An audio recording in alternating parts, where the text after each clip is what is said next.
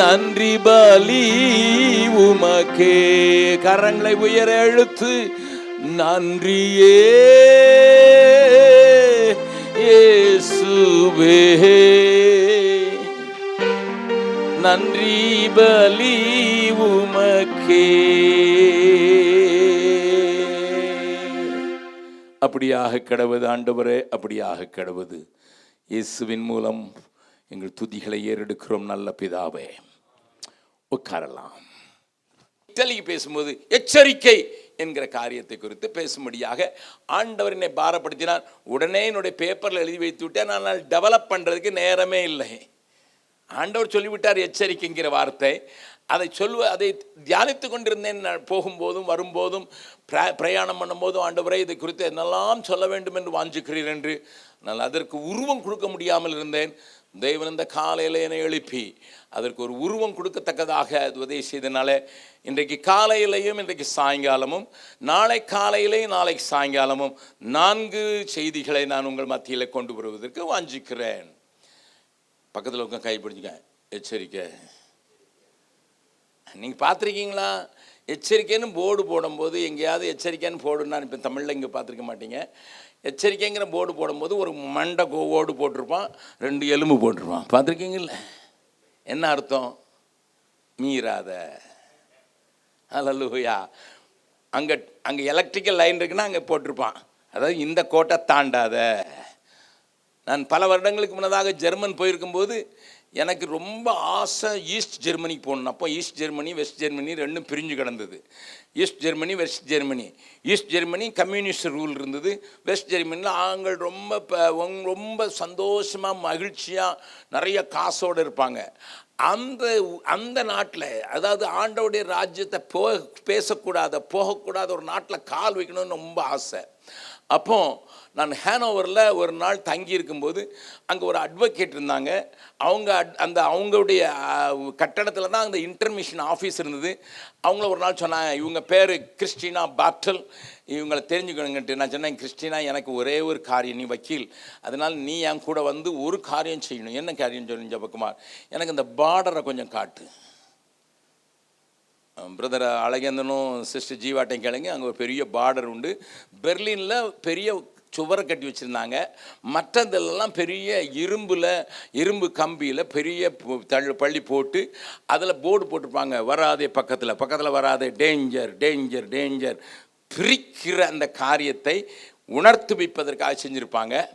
அப்போ எனக்கு காலையாவது வச்சு அல்லையிலையோ சொல்லிடணும் ஆசை. நான் சொன்னார் இல்லையா, ஒரு அல்லையிலையோ சொன்னால் பிசாசெல்லாம் ஓடுன்னு நான் என்ன சொல்கிறேன் பாருங்க. நினைக்கிறேன் பிசாசு மட்டும் ஓடாது, என்னெல்லாம் செய்யணும் நடக்குனேன். நம்ம அல்லையெல்லாம் சாதாரணமாக சொல்லிடுறோம் இந்த நாட்களில். அதுக்குள்ளே இவ்வளோ சக்தி ஆண்டவர் வைத்திருக்கிறார். அதை நீங்கள் புரிந்து கொள்றதுக்காக தான் நான் பேசுகிறேன். நல்லா கவனிங்க. எனக்கு ஆசை. ஆனால் அவங்க போகும்போதே சொல்லிட்டு போனாங்க, இங்கேருந்து இத்தனை தூரத்துக்கு கண்ணி வெடி வச்சுருக்கான், கால் வச்சா டமால் அடிக்கும். நீ அந்த கம்பியை தொட்டாலே அதில் வெடி வச்சுருக்கான், தொட்ட வெடிக்கும். அதுக்கு பின்னால் பார்த்தீங்கன்னா பெரிய வெறி நாய்களை வச்சுருக்கான், அந்த நாயை விட்டு ஓடிப்பான். அதுக்கு பிறகு பார்த்தா பெரிய பெரிய வாட்ச் டவர் வச்சுருக்கான், அதுலேருந்து துப்பாக்கி வச்சு அடிப்பான். அதுக்கு பிறகு பார்த்தான்னா ஒரு 7-8 கிலோமீட்டருக்கு போகவே முடியாதபடி அந்த இடத்துல ஈஸ்ட் ஜெர்மனி பெரிய காவல் உண்டாக்கி வச்சுருந்தது. வெஸ்ட் ஜெர்மனியில் பணம், ஈஸ்ட் ஜெர்மனியில் தருத்திரம். ஆகினால அந்த மக்கள் இந்த காரில் என்ன செய்வாங்கன்னா, இன்ஜினுக்குள்ளே தன உடம்பை உடச்சி வச்சு உள்ளே வர்ற மாதிரி, காரில் வர்ற மாதிரி இங்கே வந்துடுவான். எத்தனையோ பேர் செத்து போனாங்க. சிலர் ஹாட் ஏர் பலூனில் இங்கே இருந்து ஹாட் ஏர் பலூனில் பறக்கிற மாதிரி இங்கே வந்து இறங்கிடுவான். இப்படிலாம் நிறைய காரியங்களை ஜெர்மன் அரசாங்கம் தடுத்து கொண்டு இருந்தது. ஆனால் அநேக தேவ மக்கள் உலகம் முழுவதும் ஆண்டவரே ஈஸ்ட் ஜெர்மனியும் வெஸ்ட் ஜெர்மனியும் பிரிக்கிற அந்த பெர்லின் வால்னு சொல்லுவாங்க, அது உடைக்க கடவுதுன்னு சொல்லி ஜெபம் பண்ணாங்க. இது எனக்கு, நான் சின்ன வயதில், அதாவது ஆண்டவருக்குள்ளே நான் வந்த உடனேயே எனக்கு இந்த தடைப்பட்ட நாடுகள், ஆண்டவருடைய சுவிசேஷம் போகாத நாடுகளுக்கெல்லாம் ஆண்டவர் சொல்லணும்னு எனக்கு ரொம்ப ஆசை இருந்ததுனால நான் ஜெபம் பண்ணுறது வழக்கம். அப்போ கிறிஸ்துவுக்குள்ள அப்போ தான் எல்லாம் விட்டுருக்கேன். ஏதோ வீட்டுக்கும் ஊருக்கும் ஜெபம் பண்ணுறது எனக்கு பிடிக்கவே பிடிக்காது. எனக்காக ஜெபம் பண்ணுறதுக்கு தெரியாது. என் குடும்பத்துக்காக ஜெபம் பண்ணுறதுக்கு ஆண்டோட சொல்லி நீர் பார்த்துக்கொள்ளும் என்று சொல்லுகிற வழக்கம் உண்டு. அப்படி இருக்கும்போது நான் அந்த ஈஸ்ட் ஜெர்மனிக்காக வெஸ்ட் ஜெர்மனிக்காக ஜெபிக்கிறது வழக்கம். அப்படி ஜெபிக்கும்போது அந்த கிறிஸ்டினா பாட்டல் அவங்க ஒரு அட்வொகேட், அதனால நான் சொன்னேன் என்னை கூட்டு போகும்போது எனக்கு இந்த இடத்துக்கு கூட்டு போங்கன்னு சொன்னேன். ஜெர்மனியில் வேறு எங்கேயும் இன்னும் பார்க்க வேண்டான்னு அவங்களும் கூப்பிட்டு போய் காட்டினாங்க. கொஞ்சம் தூரம் என்னை கொண்டு போனாங்க. ஒரு இடத்துல பக்கத்தில் வராதேங்கிற அந்த போர்டு, அதாவது எச்சரிக்கையின் போர்டு என்ன விழுந்துருது, ஜாக்கிரதை, அந்த போர்டு கீழே விழுந்து கிடந்து. ஏன்னா கரையான் தின்னு அந்த போர்டு கீழே விழுந்து. நான் சொன்னேன் கிறிஸ்டினா நான் அங்கே கால் வச்சிடுறேன். அவங்க சொன்னாங்க டே ஜெபக்குமார் நீ உயிரையே பணைய வைக்க போறியா? நான் சொன்னேன் பரவாயில்ல, குளிர் வேற, நான் அங்கே காலை வச்சு அல்லேலூயா அப்படின்னு ஒரு சத்தம் போட்டேன். எனக்கு ரொம்ப சந்தோஷமாக இருந்தது. ஏன்னா அது ஈஸ்ட் ஜெர்மனி. கொஞ்சம் போர்டு கீழே விழுந்ததுனால ஈஸ்ட் ஜெர்மனி நடந்த அடுத்த மாதம் ஜெர்மன் வால் போயிடுச்சு.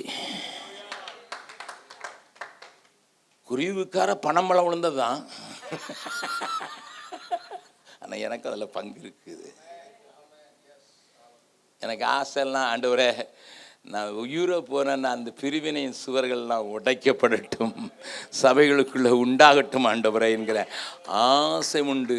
ஆகையினால தான் ஆண்டவர் இந்த செய்தி கொடுத்துருக்கிறாரோ என்னமோ தெரியாது, எச்சரிக்கை.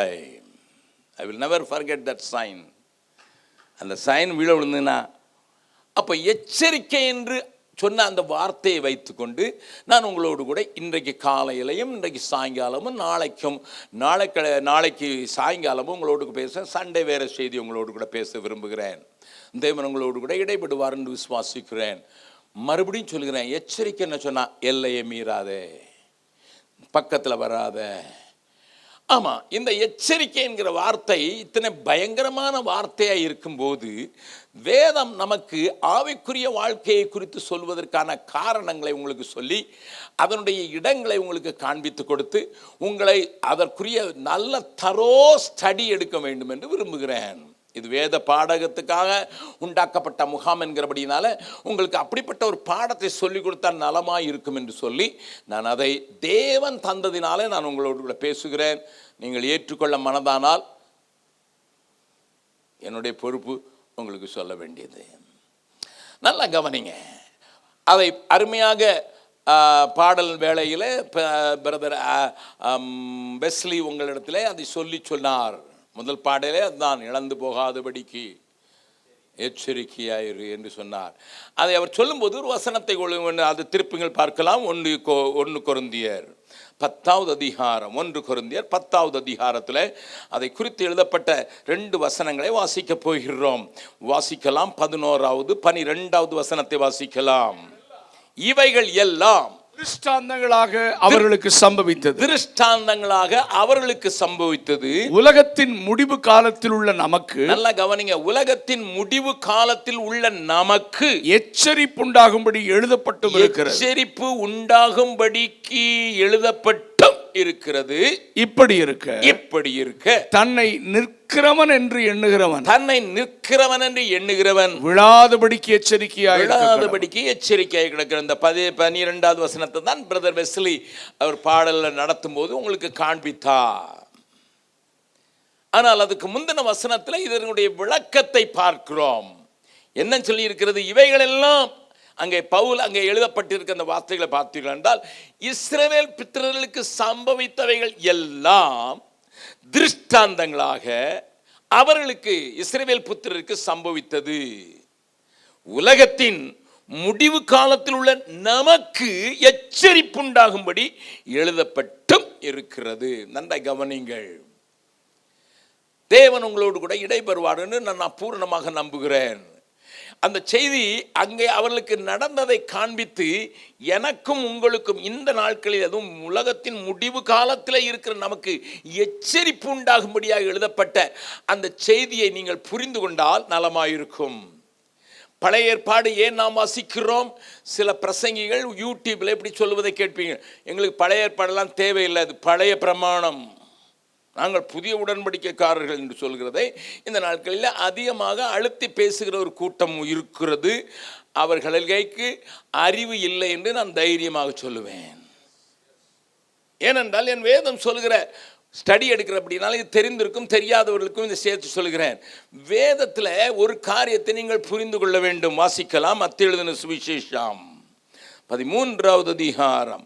மத்தேயு எழுதின சுவிசேஷம் 13வது அதிகாரத்தில் இயேசு சொல்லும்போது சொன்னார், என்ன சொன்னார்? 52வது வசனத்தை வாசிக்கலாம். அப்பொழுது இயேசு தம்முடைய சீஷர்களை நோக்கி, இப்படி இருக்கிறபடியால் பரலோக ராஜ்யத்துக்கு அடுத்தவைகளில் உபதேசிக்கப்பட்டு தேறின வேதபாரகன் எவனும் தன் பொக்கிஷத்திலிருந்து புதியவைகளையும் பழையவைகளையும் எடுத்து கொடுக்கிற வீட்டெஜமானாகிய மனுஷனுக்கு ஒப்பாயிருக்கிறான். பரலோக ராஜ்யத்துல பழையவைகளும் உண்டு, புதியவைகளும் உண்டு. கரங்களை உயர்த்தி ஆண்டவருக்கு நன்றி செலுத்தலாமா? ஆமாம். பழைய ஏற்பாட்டை ஒதுக்கிற முடியாது, புதிய ஏற்பாட்டை நீங்கள் தள்ளிவிட முடியாது. பழைய ஏற்பாட்டு நிழல் என்றால் புதிய ஏற்பாடு நிஜம். அது ஷேடோ, இது ரியாலிட்டி. இதை நீங்கள் மனசில் வைக்கணும். பழைய ஏற்பாடு வாசிக்கும் போதெல்லாம் இந்த சிந்தனையிலிருந்து நீங்கள் வெளியே வரக்கூடாது. மறுபடியும் இந்த வசனத்தை வாசிக்கலாம். என்னென்றால் 51வது வசனத்தை இப்போ வாசித்துட்டு வாசிங்க. பின்பு இயேசு அவர்களை நோக்கி, இவைகளெல்லாம் அறிந்து கொண்டீர்களா என்று கேட்டார். அதற்கு அவர்கள் ஆம், அறிந்து கொண்டோம் ஆண்டவரே என்றார்கள். அப்பொழுது அவர் அவர்களை நோக்கி இப்படி இருக்கிறபடியால், எப்படி அறிந்து கொண்டதுனால, எப்படி அறிந்து கொண்டீர்கள்? நான் பழையதையும் புதியதையும் சேர்த்து பேசினபடியினால பரலோக ராஜ்யத்துக்கு அடுத்தவைகளில் உபதேசிக்கப்பட்டு தேறின வேதபாரகன்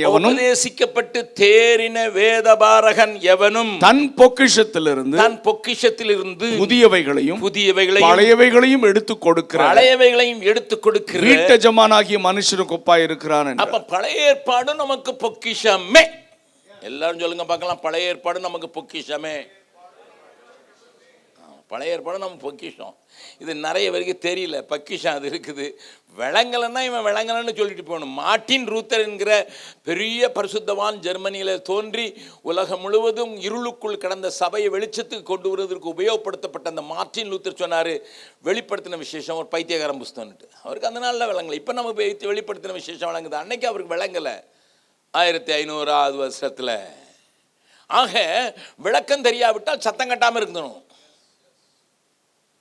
இன்னொரு வசனத்தை பழைய ஏற்பாட்டில் காட்டலாம். ஏசாயா தீர்க்கதரிசியின் புஸ்தகம் 8வது அதிகாரம் 20வது வசனத்தை வாசிக்கலாம். ஏசாயா 8 chapter verse 20. ஏசாயா 8வது அதிகாரம் 20வது வசனம். வேதத்தையும் சாட்சி ஆகமத்தையும் கவனிக்க வேண்டும். நல்லா கவனிங்க. வேதம் என்ன? பழைய ஏற்பாடு. சாட்சியின் ஆகமம் என்ன? புதிய ஏற்பாடு, டெஸ்டமென்ட். நீங்க பாத்தீங்க, நியூ டெஸ்டமென்ட், ஓல்டு டெஸ்டமென்ட்ங்கிற வார்த்தை ஆங்கிலத்தில் சொல்லப்பட்டிருக்கிறது. புதிய ஏற்பாடு, பழைய ஏற்பாடு. இதைத்தான் இங்கே வேதம் என்று சொல்கிறது. வேதம் என்று சொன்னால் அதை லா என்று ஆங்கிலத்தில் சொல்வார்கள். லா. அதனால தான் ஆதி ஆகமம், யாத்ராகமம், லேவியர் ஆகமம், எண்ணாகமம், உபாகமம், ஆகமம். மோசேயின் 5 புஸ்தகங்களுக்கு என்ன பேரு? ஆகமம். ஓஹோ, அப்போ ஆகமங்களையும் கொஞ்சம் படிக்கத்தான் செய்யணும் போல தெரியுது. சாட்சி ஆகமம், அது டெஸ்டமென்ட், புதிய ஏற்பாடு. அப்ப ரெண்டையும் கவனிக்க வேண்டும். சொல்லுங்க, வாசிக்கலாம். இந்த வார்த்தையின்படி சொல்லாவிட்டால் அவர்களுக்கு விடியற் காலத்து வெளிச்சம் இல்லை. ஓஹோ, அப்ப விடியற் காலத்து வெளிச்சம் வேணும்னா ரெண்டையும் பார்க்கணும். அப்ப சபையில நடக்கிற அநேக காரியங்கள், இஸ்ரவேல் ஜனங்களுக்கு நடந்த காரியங்களை ஆண்டவர் முன்னோட்டமாக, நிழலாட்டமாக எழுதி வைத்திருக்கிறார். அவர்களுக்கு நடந்ததை அவர்கள் மாம்சத்தின் கண்களிலே பார்த்தார்கள். நாமோ அவைகளை ஆவிக்குரிய கண்களிலே காண கற்றுக்கொள்ள வேண்டும் என்பது என்னுடைய திடமான நம்பிக்கை. என்னுடைய பிரசங்கங்களை தொடர்ச்சியாக கேட்கிறவர்கள் இங்கே இருக்கிறீர்கள். என்னுடைய பிரசங்கத்தில் அநேக பழைய ஏற்பாட்டை எடுத்து நான் புதிய ஏற்பாட்டின் காரியங்களை விளக்க பண்ணுவதை நீங்கள் அதிகமாக பார்க்கலாம். Because I love to preach like that. இந்த விடியற் காலத்து வெளிச்சம் உடையவன் இப்படித்தான் இருப்பான், நல்ல வேத பண்டிதன் இப்படித்தான் இருப்பான் என்பதை இந்த வசனங்களின் மூலமாக நான் அறிந்து கொண்டபடினாலே என்னுடைய ஆரம்ப கால ஊழியத்திலிருந்து நான் அதற்காக பிரயாசப்படுகிறேன். இப்பொழுது அதை அடிப்படையாக கொண்டு நான் உங்களுக்கு சில காரியங்களை முதலாவது சொல்லிவிட்டு நான் இந்த எச்சரிக்கையான காரியங்களை குறித்து பேச விரும்புகிறேன். நன்றாய் கவனியுங்கள். ஆண்டவர் ஆபிரகாமிடத்தில் சொன்னார். என்ன சொன்னார்? நீ 400 வருடம் உன்னுடையவர்கள் அந்நிய தேசத்திலே அடிமைகளாக இருப்பார்கள். அது எதற்கு காரணம் என்பதை நீங்கள் அறிந்து கொண்டால் நலமாயிருக்கும். ஒரு வரியிலே சொல்லிவிட்டு நான் கடந்து போக விரும்புகிறேன். ஆபிரகாமை ஆண்டவர் கானானுக்கு போகும்படி அழைத்தார். உன் சொந்தக்காரர்களை விட்டு, உன் சொந்த பூமியை விட்டு, உன்னுடைய எல்லா சொந்த பந்தங்களை விட்டு நீ புறப்பட்டு நான் காண்பிக்கும் தேசத்துக்கு போ என்று சொல்லி அவனை மெசொப்பொத்தேமியாவில் இருந்த அவனுக்கு தரிசனமாகி, விக்கிரக ஆராதனைக்காரனாக இருந்த அவனுக்கு தரிசனமாகி அவனை கானான் தேசத்துக்கு வழி நடத்தினார். அவன் கானான் தேசத்துக்கு போகாமல் காரான் தேசத்துக்கு போய்விட்டான். ஏன்னா அங்கே ஒரு பெரிய தப்பு நடந்துச்சு. அதையும் காட்டி கொடுத்துட்றேன். ஏன்னா சபை திடப்படணும்னா அந்த செய்தி நல்லா தெரிஞ்சுக்கினா நல்லது. ஆண்டவர் அவனை எங்கே கூப்பிட்டாரு? கானானுக்கு. அவன் போனது எங்கே?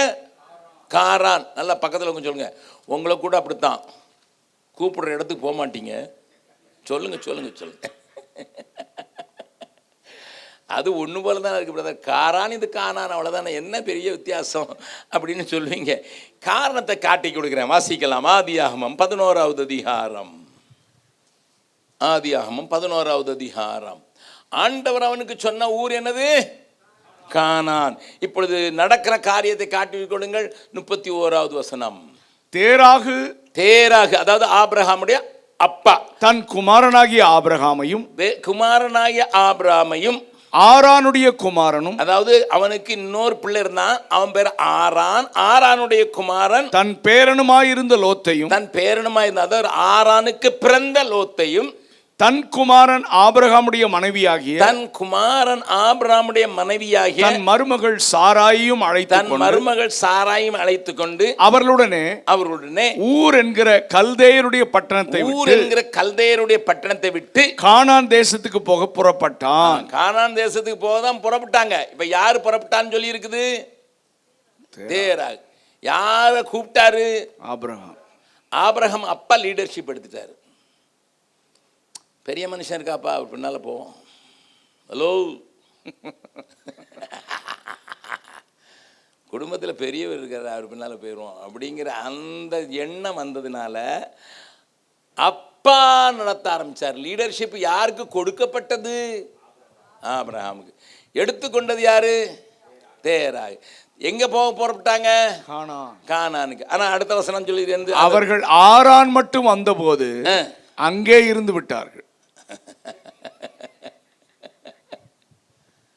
நல்லா கவனிங்க.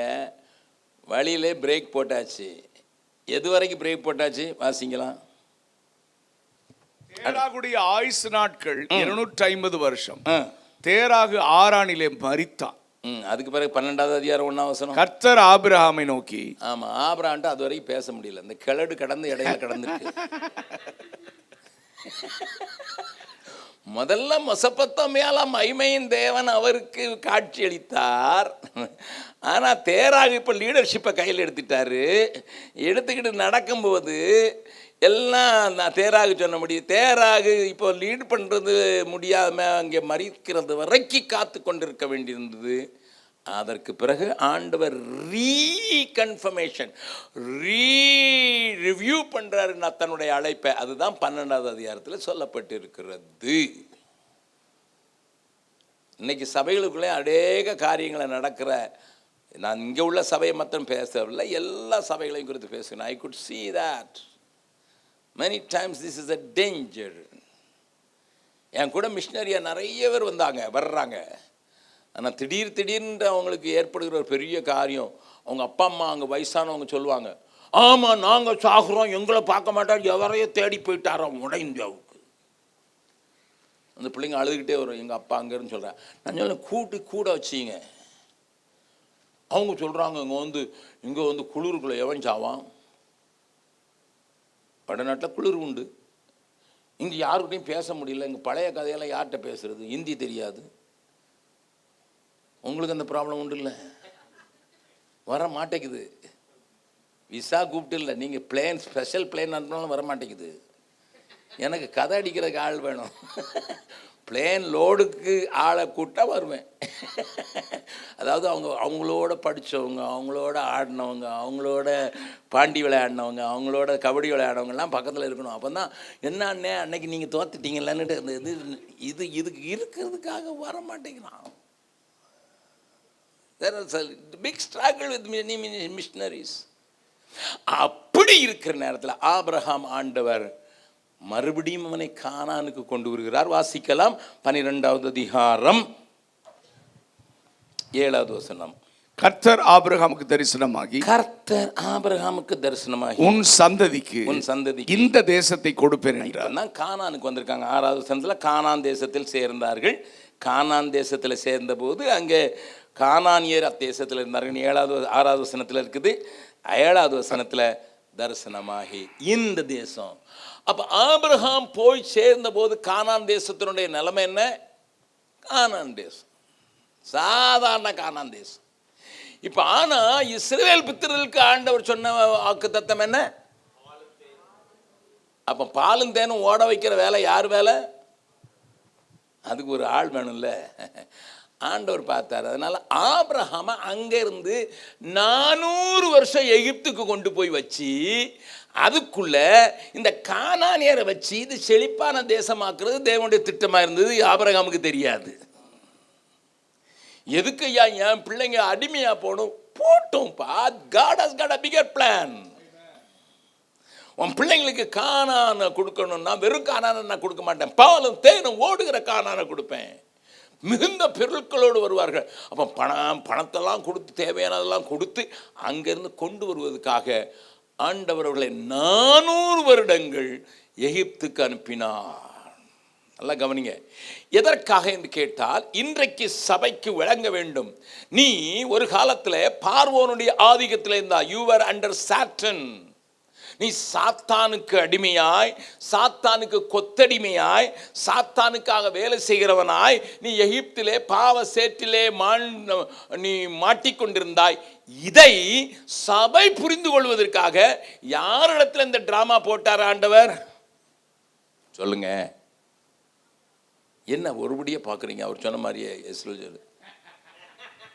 நான் சூல இருந்து தப்பி வந்த மாதிரி நீங்கள் அப்படியே பார்க்குறீங்க. கேட்குறதுக்கு பதில் சொல்லணும். இது பாட வகுப்பு. நான் சொல்லியிருக்கேன் நேற்றே, கேள்விக்கு பதில் கேட்பேன், இல்லைன்னா நான் ஆளை காட்டி சொல்லுவேன். நீங்கள் எல்லாரும் சேர்ந்து சொல்லிட்டீங்கன்னா தப்பிச்சிட்டிங்க. இல்லை ஆளை காட்டி சொல்லுவேன், பதில் சொல்லுனா பெஞ்சில் ஏற்றி விட்டுருவேன். Listen very carefully, listen. பக்கத்தில் உங்கள் கையை பிடிச்சி சொல்லுங்க. உங்களுக்கு பாடம் சொல்லி கொடுக்கறதுக்கு யாரையோ போட்டு ஆண்டவர் வரத்தை எடுக்கிறாரு. நீங்க பெரியவர்களா சிறியவர்களா? அதனால தான் ஆண்டவர் சொன்னார், பரலோக ராஜ்யத்தில் இங்கே சின்னது ஆளாக இருக்கலாம், பெரிய ஆளாக இருப்பான். Don't think you are ordinary. இதைத்தான் எபிரேயர் ஆக்கியன் எழுதும்போது எழுதுகிறான். என்ன வாசிக்கலாம்? அந்த 11வது அதிகாரம் கடைசி வசனம். எபிரேயருக்கு எழுதின நிருபம் 11வது அதிகாரம் கடைசி வசனம். அவர்கள் நம்மை அல்லாமல், யாரு? பழைய ஏற்பாட்டு ஆட்கள் எல்லாரையும் சொல்லிட்டு அவர்கள் நம்மை அல்லாமல் பூரணராகாதபடிக்கு விசேஷித்த நன்மையானது ஒன்றை தேவன் நமக்கென்று முன்னதாக நியமித்திருந்தார். கரங்களை தட்டி ஆண்டவர் மகிமைப்படுத்தலாமா? எனக்கு அடையாளமா இருக்கணும்னு சொல்லி, எனக்கு பாடம் படிச்சு கொடுக்கணும்னு சொல்லிட்டு 400 வருஷம் ஒரு ஜாதிய ஆபிரகாமுடைய சந்ததியார், ஆபிரகாமுடைய குடும்பத்தார எகிப்தில் 70 பேரா கொண்டு போய் அவங்கள பெருக பண்ணது உண்மைதான். ஆனா அதே நேரத்தில் அவர்களை அடிமையாக்கி அடிச்சு பேசக்கூட முடியாம, ஜெபம் பண்ண கூட முடியாம பெரிய பெருமூச்சு விட வச்சாரு என் ஆண்டவரே. எனக்கு ஒரு நாள் விளங்கணும், நான் சாத்தானுக்கும் பாவத்துக்கும் அடிமையா இருக்கிறத எனக்கு காண்பித்து, எவ்வளவு பெரிய அடிமைத்தனத்தில் நீ கொண்டு வந்தா நீ காண்பிக்கிறக்கா? அவங்கள போட்டு பாடுபடுத்திருக்கிற என்ன அவ்வளவா நேசித்திருக்கிற? விலையேற பெற்ற திருரத்தமே அவர் விழாவினின்று பாயுதே. விலையேற பெற்றோனாய் உன்னை மாற்ற விலையாக ஈந்தனரே. ஆஹா, விலையேற பெற்றோனாய் உன்னை மாற்ற விலையாக ஈந்தனரே. பொன்வெள்ளியோ மண்ணின் வாழ்வோ இவ்வன்பு கிணையாகுமோ. அன்னையிலும் அன்பு வைத்தே தம் ஜீவனை தாரே. அன்னையிலும் அன்பு வைத்தே தம் ஜீவனை தாரே. விலையேற பெற்ற திருரத்தமே அவர் விழாவினின்று பாயுதே. விலையேற பெற்றோனாய் முன்னை மாற்ற விலையாக ஈந்தனரே. ஆஹா, விலையேற பெற்றோனாய் உன்னை மாற்ற விலையாக ஈந்தனரே. இந்தியாவில் இன்னைக்கு ஒரு சாமியார் சொன்னான், நியூஸ்ல சொன்னான். என்ன சொன்னான் தெரியும்? சாமியார் ராமனை புரியாத தமிழர்கள் இருந்தான்னா அவன் இந்தியாவில் இருக்க லாய்க்கு இல்லை. நான் சொன்னேன், ராமன் எனக்கா என்ன செஞ்சான்? இயேசுவை கண்டு கொண்ட நான் வேற யாரை ஐயா சேவிப்பேன், யாரை ஐயா சேவிப்பேன், யாரை ஏற்றுக்கொள்வேன்?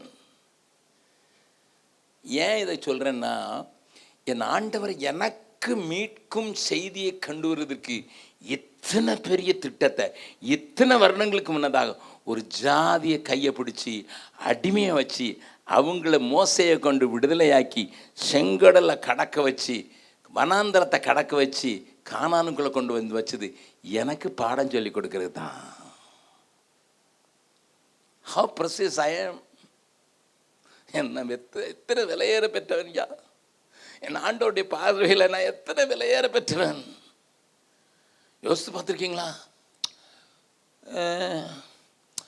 ஏதோ வந்தோம் பிரதர், பிலிவர் ஆயிட்டோம் பிரதர், இயேசுவை ஏற்றுக்கொண்டோம் பிரதர், வர்றோம் பிரதர், போகிறோம். No, you are important in the sight of God. அதை புரிஞ்சுக்கிட்டீங்கன்னா நெஞ்ச நிமித்தி நடப்பீங்க. விசுவாசி, இயேசு கிறிஸ்துவின் விசுவாசின்னு சொல்றதுல ஒரு பெரிய தைரியம். ஏன்னா என்ன ரீச்சிக்கிறதுக்கு இவ்வளோ பெரிய ப்ராஜெக்ட், இவ்வளோ பெரிய ப்ராஜெக்ட். எனக்கு இதை புரிய வைக்கிறதுக்கு இவ்வளோ பெரிய ப்ராஜெக்ட் என்ன ஆண்டவர் செய்திருக்கிறாரு. சரி, எல்லாத்தையும் பேச போகலை. அப்போ கானானுக்கு கொண்டு போகும்னால அவங்கள எகிப்திலிருந்து விடுதலை ஆக்குறதுக்கு மோசே அனுப்பினார். அது நமக்கு எல்லாருக்கும் தெரியும். அற்புதங்களை செய்து செங்கடலை தாண்ட வச்சார். செங்கடல் நமக்கு ஞானஸ்நானம்னு தெரியும். ஆமாம், செங்கடலை தாண்டினதுக்கு காரியம் உங்களுக்கு விளங்குமான்னு நான் கேட்குறேன். ஒரு முக்கியமான காரியத்தை இங்கே காட்டி கொடுக்க போகிறேன்.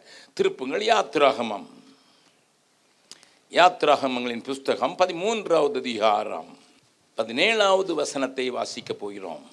பார்வோன் ஜனங்களை போகவிட்ட பின், பார்வோன் ஜனங்களை போகவிட்ட பின், ஜனங்கள் யுத்தத்தை கண்டால், ஜனங்கள் யுத்தத்தை கண்டால் மனமடிந்து எகிப்துக்கு திரும்புவார்கள் என்று சொல்லி, எகிப்துக்கு திரும்புவார்கள் என்று சொல்லி, பெலிஸ்தரின் தேச வழியாய் போவது சமீபமானாலும், தேச வழியாய் போவது சமீபமானாலும், தேவன் அவர்களை அந்த வழியாய் நடத்தாமல், சிவந்த சமுத்திரத்தின் வனாந்திர வழியாய் ஜனங்களை சுற்றி போக பண்ணினார். எதுக்கு? இதெல்லாம் ரொம்ப முக்கியமான வசனத்தை வாசித்திருக்கீங்க. எகிப்திலிருந்து பார்வான் விட்டுட்டான். பொருட்களோடு கூட போறாங்க. வீட்டெல்லாம் காலி பண்ணிட்டு தேவன் சொன்ன வாக்குத்தத்தம் பண்ணப்பட்ட பூமிக்கு போறாங்க. சந்தோஷத்தோடு கூட வராங்க. அடிமையா இனிமே அடி வாங்க வேண்டியதில்லை, இன்னும் மண்ணு குலைக்க வேண்டியதில்லை, இன்னும் செங்கலா இருக்க வேண்டியதில்லை. நாங்கள் ஆண்டவர் எங்களுக்கு சொன்ன இடத்துக்கு நாங்கள் போகிறோம்னு சொல்லி கேட்டதெல்லாம் கேட்டான். எல்லாம் தங்கத்தை வாங்குறான், எல்லாத்தையும் வாங்கிட்டு எடுத்துட்டு போகிறான். பார்வன் போக விட்டான். சாத்தானுடைய பிடியில் இருந்து விடுதலை ஆயாச்சு. ஆனா எந்த வழி ஷார்ட்கட்டு சொல்லுங்க. நீங்க இருக்கிறத பார்த்தா நீங்க இருக்கிறீங்களா இல்லையா, தூங்குறீங்களா முழிச்சிருக்கீங்களா? நான் கடந்து கத்திக்கிட்டு இருக்கேன் டிவி முன்னால் கத்துறவங்க மாதிரி. Answer me back. எனக்கு சொல்லுங்க. நீங்க சொன்னாதான் உங்களுக்கு புரியுதுன்னு தெரியும். நல்லா கவனிங்க. பெலிஸ்தீரின் தேச வழியாய் போவது சமீபம், ஷார்ட்கட். அது 11 நாள்ல போயிடலாம். 30 லட்சம் ஜனங்கள் 11 நாள்ல. இப்போ உங்க பைபிள் எல்லாரும் வச்சிருக்கீங்கன்னு நினைக்கிறேன். பின்னால திருப்புங்க பார்க்கலாம். இஸ்ரவேல் ஜனங்கள் பிரயாணம் பண்ணின தேசம்னு போட்டிருக்க அந்த படத்தை எடுங்க பார்க்கலாம். ராமசேஸ்னு ஒன்று இருக்கா? நீங்க உங்க படத்தை எடுத்து பாருங்க. இந்த கரத்தில் இந்த லெஃப்ட் சைடில் மேலே ராமசேஸ் இருக்கா? ஆமாம், அங்கே தான் இஸ்ரேல் புத்திரர்கள் இருந்தாங்க. ஏன்னா நைல் நதி ஓரத்தில் அவங்களை கொண்டு நல்ல செழிப்பான இடத்துல யோசேப்பு வச்சுருந்தான். அதுக்கு பேர் கோசேன் தேசம். கோசேன் தேசத்தில் இருந்து அவங்க புறப்பட்டு அங்கே கானான் தேசத்துக்கு நேராக டைரக்டாக போயிருந்தாங்கன்னா சவக்கடல்னு இருக்குது பாருங்க. அங்கே எருசலேம் இருக்குது பாருங்க மேலே, தெரியுதா? பார்த்தீங்களா? பார்க்க முடிஞ்சதா உங்களால்? ஆமாம். அதாவது லெஃப்ட் ஹேண்ட் சைடில் இருந்து ரைட் ஹேண்ட் சைடுக்கு போகிறதுக்கு அந்த ஓரத்துக்கு எப்படி போயிருக்கணும்?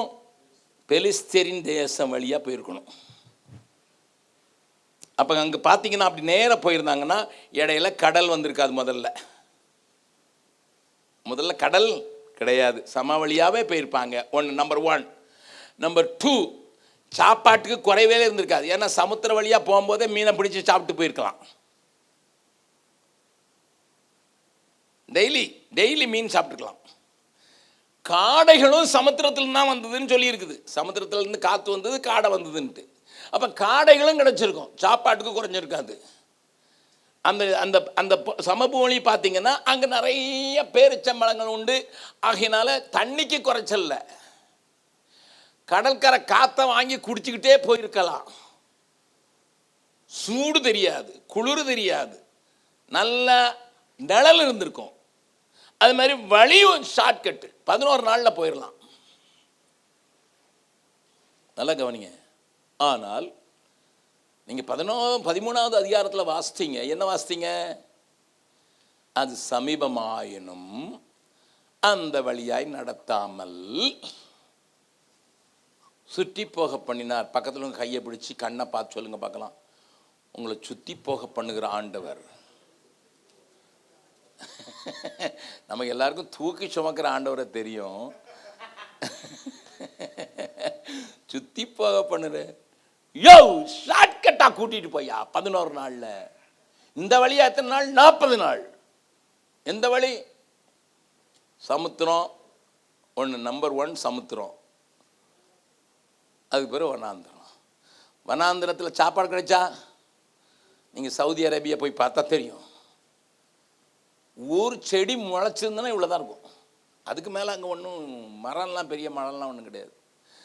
நிழலும் கிடையாது, தண்ணியும் கிடையாது, சோறும் கிடையாது. சமுத்திரம் வேற இருக்குது, வழியும் தெரியாது. நீங்கள் சமுத்திரத்தில் அங்கே போய் வனாந்திரத்தில் பார்த்தீங்கன்னா என்ன செய்யும் தெரியுமா? அவங்க சஃபாரின்னு கூப்பிட்டு போவாங்க. துபாய்க்கு போனீங்கன்னா இல்லைன்னா சஃபாரி வாரீங்களான்னு கூப்பிட்டு போவாங்க. அந்த காற்று கொஞ்சம் அடிக்கும் போது இப்படி இருக்கும் ரேசஸ். நீங்கள் அரை மணி நேரத்தில் திரும்பி இருந்தீங்கன்னா மாறிடும். எந்த வழியாக போனால் எந்த வழியாக வந்தேன்னு தெரியாது. கால் வச்ச இடத்துல தடை நிற்காது. ஒரு 5 நிமிஷத்தில் மாறிடும். அதனால இத்தனை பேருக்கும் வழிகாட்டுறதுக்கும் ஆள் இல்லை. அதனால தான் மோசே தன்னுடைய மச்சானை பார்த்து சொன்னான். என்ன சொன்னான் பார்க்கலாம். எண்ணாகமம் திருப்புங்கள். எண்ணாகமங்களின் புஸ்தகம் சொல்றேன்னா, அங்கே அவன் தன்னுடைய மாமா கூட வந்த தன்னுடைய மச்சான், அதாவது மனைவியுடைய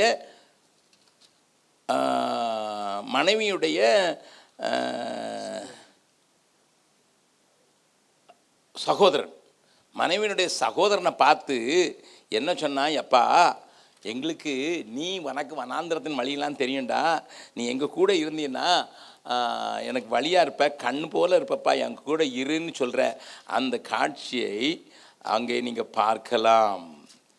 எதுக்கு சொல்கிறான்? வழி தெரியாது எங்களுக்கு. வழியா கூடாரம் போடுறது எங்கே போடணும்னு தெரியும், தண்ணி இருக்கிறது எங்கேன்னு தெரியும் உனக்கு, அதனால நீ என் கூட வாங்கப்பான்னு சொன்னபோது அவன் மாட்டேன்ட்டான். அதனால வழியே தெரியாத இடத்துல அவங்கள கூட்டிகிட்டு போகணும். கடல் இருக்குது தடையா, சோறு கிடையாது. ஏன்னா 11 நாளுக்குன்னா எப்படியாவது கட்டிச்சோறாவது கட்டிக்கிட்டு போயிருப்பாங்க. ஆனால் இப்போ 40 நாள் பிரயாணம், கட்டி கொண்டு போக முடியாது. 30 லட்சத்து பேருக்கும் தண்ணி கிடையாது, வழி தெரியாது, நிழல் கிடையாது. அப்போ இந்த 5ம் யாரைத்தான் சார்ந்து இருக்கணும்? கர்த்தர் தான். கடல்ல வழி உண்டாக்குறதையும் கர்த்தர் தான் சார்ந்திருக்கணும், மன்னாவுக்கும் கர்த்தர் தான் சார்ந்திருக்கணும், கண்மலையிலிருந்து வர்ற தண்ணிக்கும் கர்த்தர் தான் சார்ந்திருக்கணும், அதுக்கு பிறகு நிழலுக்கும் மேகஸ்தம்பத்தை கர்த்தர் தான் சார்ந்திருக்கணும், அதுக்கு பிறகு வழிக்கும் அது வழி நடத்துகிற பாதையில் நடத்துகிறதும் கர்த்தர் தான் சார்ந்த. பக்கத்தில் இருக்கோம் சொல்லுங்க, பக்கத்தில் கையை பிடிச்சி நல்லா குலுக்கி சொல்லுங்க பார்க்கலாம். இயேசுவை ஏற்றுக்கொண்டதுனால நீ யாரையும் சார்ந்திருக்க கூடாதுன்னுட்டு, அவரை மாத்திரம் சார்ந்திருக்கணும்னுட்டு ஆண்டவர் உன்னை சுத்தி போக பண்ணுகிறார். எங்கேயோ ஒரு பாட்டு கேட்ட ஞாபகம், சுத்தி சுத்தி சுத்தி சுத்தின்னுட்டு, அது எனக்கு தெரியாது. அது அந்த பாட்டு எனக்கு தெரியாது அந்த பாட்டு.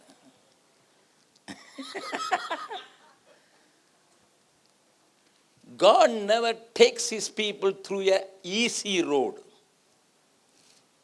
ஏன்னா நீ சார்ந்திருந்தா சமுத்திரத்தை சார்ந்திருத்துருவ, சமுத்திரத்தை தாண்டாத இடத்துக்கு விரும்புவேன், சாப்பாடு நல்லா கிடைக்கும், காடை கிடைக்கும், மீன் கிடைக்கும், அதிலே இருந்துருவடா.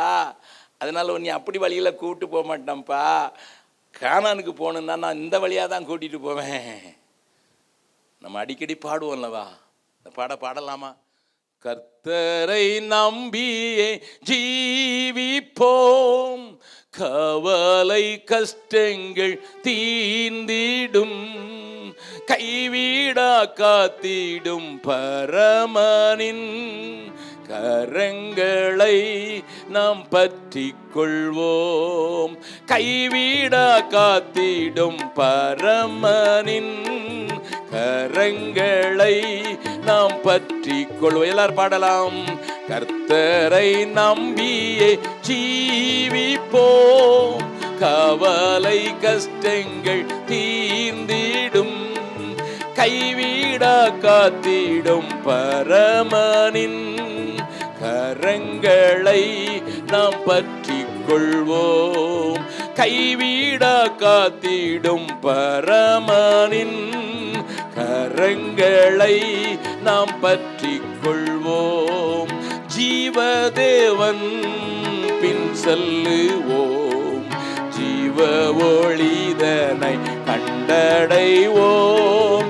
ஜீவதேவன் பின் செல்லுவோம், ஜீவ ஒளிதனை கண்டடைவோம். மனதின் காரிருள் நீங்கிடவே மசமாதானம் தங்கும், மனதின் காரிருள் நீங்கிடவே மசமாதானம் தங்கும்.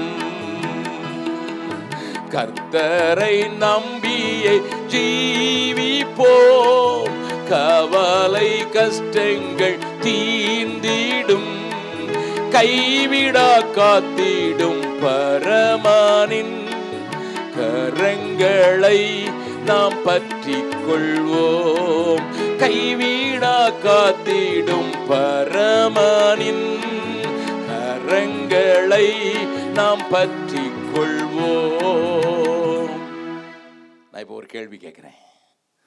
எத்தனை பேர் இதை தைரியமாக சொல்கிறோம்? என் வேலையை நம்பலை பிரதர், பெஞ்சாதியை நம்பலை பிரதர், புருஷனை நம்பலை பிரதர், பிள்ளையை நம்பலை பிரதர், இந்த ஊர் விசாவை நம்பலை பிரதர். ஹலோ, கர்த்தரை நம்பியே ஜீவிப்போன்னு பாடணும் பிரதர். ஆனால் அப்பப்போ இதையும் பிடிச்சிக்கிடுவோம் பிரதர். நான் கர்த்தரை மாத்திரம் தான் நம்புறதுக்கு ஆண்டவர் என்னை கொண்டு போகிற வழி நல்லதுன்னு சொல்கிறவங்க மாத்திரம் கை வைத்துங்க பார்க்கலாம். உண்மைதானா? Is it?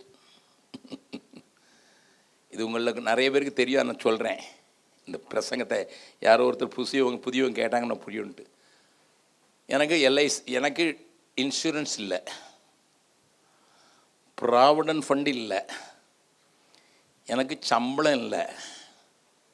ஏன்னா நான் ஒரு ஆர்கனைசேஷனுக்கு ஜெனரல் செக்ரட்டரினா அரசாங்கமே சொல்லி சம்பளம் வாங்கக்கூடாதுன்ட்டு. எங்கள் சபையில் சம்பளம் இல்லை. அது என்னுடைய தீர்மானம். நான் பாஸ்டர் தான். நான் சபையில் எவ்வளோ காணிக்க போடுறாங்கன்னு எனக்கு தெரியாது. எல்லா காரஸும் ஊழியத்துக்கு போயிடுது. வெளிநாட்டுக்கு வரும்போது இது வரைக்கும் நான் $1 தொட்டதில்லை. முதல்ல இந்தியாவில் தமிழ்நாட்டு மக்கள் என்னை நேசிப்பாங்க, அதனால் கொஞ்சம் கொடுப்பாங்க. இப்போ நான் அதுலேயும் வேண்டாம். பீகாரில் எனக்கு நான் விதைச்சிட்டேன், 50 வருஷம் விதைச்சிருக்கேன். ஆண்டவர் கொடுத்தாருன்னா யாராவது எங்கள் வீட்டுக்கு வந்து தேடி இது உங்களுக்கு தான் கொடுக்கறதுல வாழ்ந்துக்கிட்டு இருக்கேன். 6 டஜன் பிள்ளைங்களை வளர்த்துருக்கேன். 4 பேருக்கு கல்யாணம் பண்ணி கொடுத்துருக்கேன். 9 பேர பிள்ளைங்க இருக்கிறாங்க. 3000 ஊழியக்காரர்களோடு ஊழியம் செய்கிறேன். கடன் வாங்கினதில்லை, கடன் இல்லை. என் பேரில் கணக்கு இல்லை. என் பேரில் இருக்கிற கணக்கு ஆஃபீஸ்காரங்க அவங்க எடுக்கிறாங்க, யூஸ் பண்ணுறாங்க. எவ்வளோ இருக்குன்னு எனக்கு தெரியாது. என்ன சில என் பேரில் அனுப்புவாங்க. அப்போ நீங்கள் என்ன செய்றீங்க? எங்கள் குடும்பத்துக்கு வர்றதை எங்கள் மனைவி பேரில் ஒரு கணக்கு இருக்குது பேங்க்கில், அதில் இருக்குது. நானும் அவளை என்ன செய்கிறோம், டிசம்பர் மாதம் 31ஆம் தேதி 0 பேலன்ஸ் கொண்டு வந்துடுவோம். எல்லாத்தையும் தூக்கி மற்றவங்களுக்கு கொடுத்துருவோம். ஜெம்ஸு கூட கொடுக்க மாட்டோம், மற்றவங்களுக்கு கொடுத்துருவோம். மறுபடியும் 1ஆம் தேதியிலேருந்து ஆரம்பிக்கிறோம். என்ன கர்த்தரை நம்பியே ஜீவிப்பான். 77 வயசு வரைக்கும் நல்லா தானே இருக்கேன். ஹலோ, என் பிள்ளைங்களுக்கு தெரியும் இவர் செத்து போனா ஒரு கால்னால் வச்சுட்டு போக மாட்டாருன்ட்டு. வீடு இல்லை, வாசல் இல்லை, ஆனால் நல்லா தான் இருக்கேன். நல்லா எங்கே போனாலும் அவர் வால்ஸ்வாகனில் கூப்பிட்டு போகிறாரு, ஆடி காரில் கூப்பிட்டு போகிறாரு. ஜீவன் நேற்று சொன்ன மாதிரி போடி காரில் விடுறாரு. எந்த ஊருக்கு போகிறேன்னு பென்ஸில் கூப்பிட்டு போகிறாங்க. ரோல்ஸ் கனடாவுக்கு போனேன். அங்கே எனக்கு ஒரு ஃப்ரெண்ட் இருக்கிறார் ஜோயல்னுட்டு. அவர் ரோல்ஸ் ராய் வச்சுருக்காரு. பெரிய பெரிய மாடு மாதிரி இருக்குது. அதில் கூட்டிகிட்டு வேண்டாம் அங்கிள், நீங்கள் அசையாமல் வரணும் அங்கிள்னு ரோல்ஸ் ராயில் கூப்பிட்டு போகிறாரு. ரஜினிஷ் 99 வச்சுருந்தான். எனக்கு ஒன்றும் இல்லை, ஆனால் நான் ரோல்ஸ் கையில் போகிறேன்.